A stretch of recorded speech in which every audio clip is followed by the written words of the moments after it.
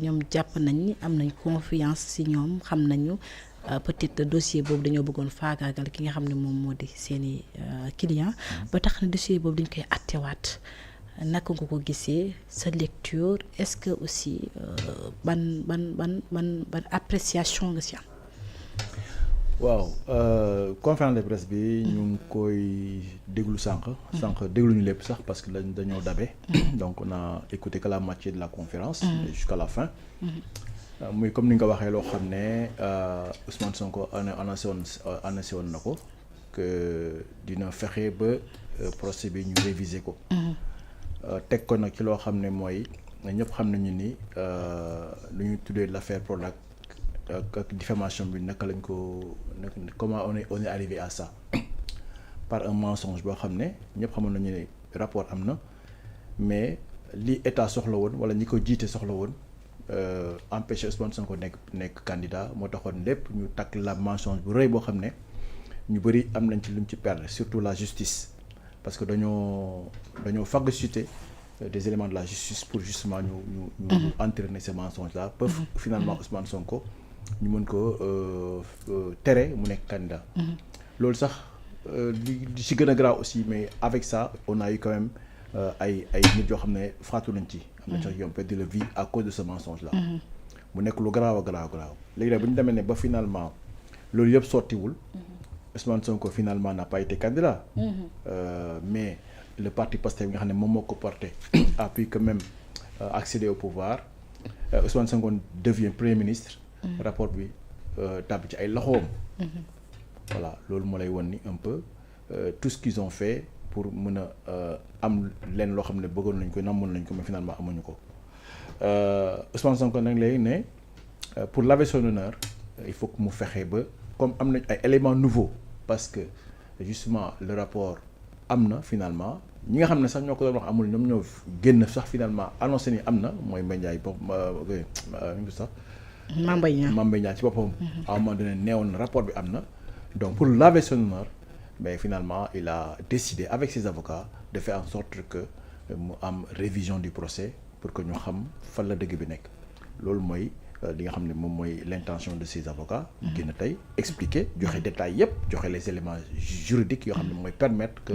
procès bi ñu mën ko tëggaat pour que justement son nom soit d'après vous pourquoi ñu maintenir bëgg a mooy bu baax ci li nga xam ne moom moo di procès bi c'est juste pour laver l'honneur bu Ousmane Sonko ou bien c'est pour préparer les élections locales yi ak présidentielles atum 2029 parce que ci boppam Ousmane Sonko ci boppam avocat yi wax nañu ko sànq sax nee nañu la révision du procès ça n'a rien à voir avec la candidature d'Ousmane Sonko ou l'absence de candidature ou le fait que ñu mën ko de fait d'être éligible pas ça n'a rien à voir il y a deux éléments qu'il faut retenir sur le fait que ñu bëgg réviser procès bi laver son honneur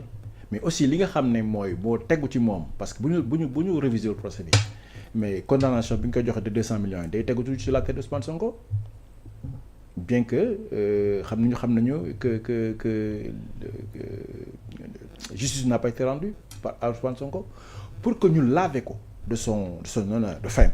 pour que ñu nga wax sax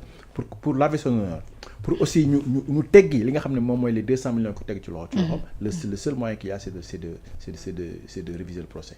loolu mooy l'intention loolu la avocat yi wax tout à l'heure expliquer détails yëpp joxe éléments yëpp yoo xam ne mooy permettre ñu apprécier le fait que révision rek moo fi sës te révision forcément ni ñu ko waxee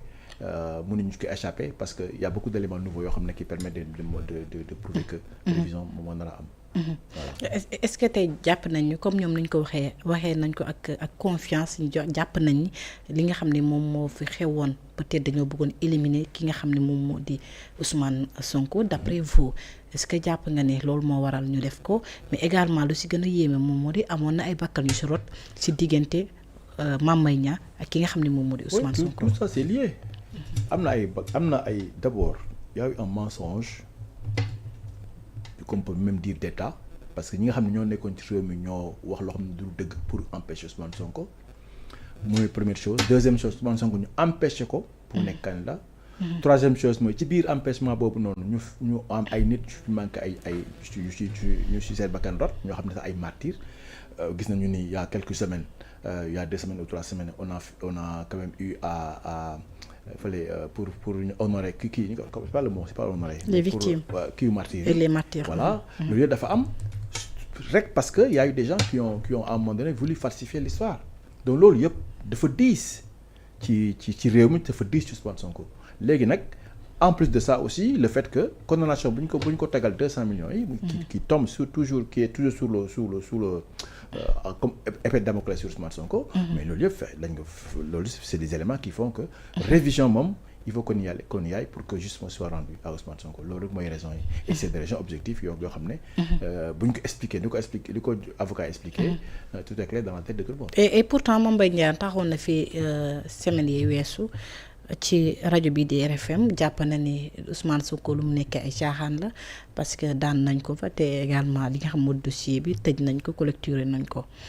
te jàpp na ne également dossier boobu il y a rien li nga xam ne jot nañu. c'est lui-même qui a dit à deux temps différents. rapport am na non rapport amul d'abord mu jóg ne rapport am na ci loolu la ñu xañee Ousmane Sonko son droit d'être candidat. ci loolu plusieurs personnes ont été tuées au Sénégal. loolu bu ko fekkee moom dafa jàpp ne loolu amul importance mais loolu c'est son appréciation mais le peuple sénégalais est là pour le juger pour juger ndax loolu am na solo wala amul solo. mais ki nga xam ne moom moo di Mame Mbaye Niang di bokk ci li nga xam moo di problème bi lii nekku fi Mame Mbaye Niang voyagé ne génn na réew mi. tey ji jàpp ngeen ni bu ñu ubbi waatee dossier bi Mame Mbaye Niang dina mën a teewu wala dañ koy àttee ci li nga xam ne moom moo di tout dépend de lui ou même de la justice. parce que tey jii bu fekkee réviser nañ procès bi ñu woo ko mu ñëw mu war a ñëw. bu fekkee moom wóolu na wax mais dafa war a jël avion ñëw fekkee procès bi défendre boppam. bu fekkee bëggul ñëwul. mais la justice a tous les éléments pour soit le juger par défaut bien sûr je sais pas quel est le mot adéquat en termes juridiques. Soit parce qu'il est pas là du juger ko soit ñu jëli ko wala ñu def mandat d'arrêt je sais pas tout ça c'est des éléments yoo xam ne justice mooy apprécier pour voir dans quelles conditions dañu war a réviser procès bi et dans quel naka lay déroulé woo loolu moom justice moo ko xam et puis ñoo xam ne les spécialistes du droit ñoo xam naka lay demee mais dès l'instant que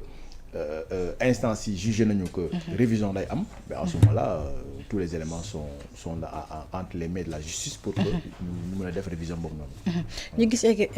également li nga xam ne moom moo di préparatifs yi nga xam ne ngeen koy def waajal les élections locales ak les élections présidentielles ba tax na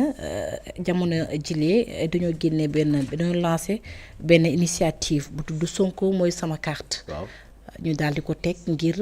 waajal li comme ni ma ko waxee les élections mais également def tout ba remporter les élections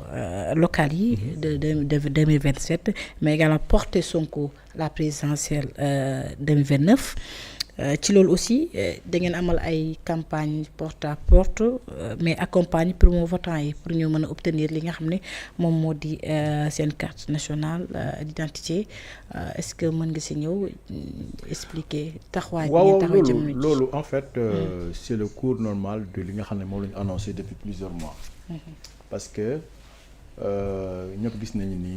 que en fait parti bi nous on a accédé au pouvoir le 24 mars 2024 ba ñu accédé au pouvoir ñu gis ni parti bi il faut que ñu réorganiser waat ko en tout cas leader yi fi nekk mooy Ousmane Sonko mooy président Diomaye Faye ak ñi nga xam ne ñoom ñooy ngànk parti bi ñu décidé que dañuy suspendre les renouvellements des instances dañuy suspendre la vente des cartes de membres n'est-ce pas loolu mooy li interne au parti Pastef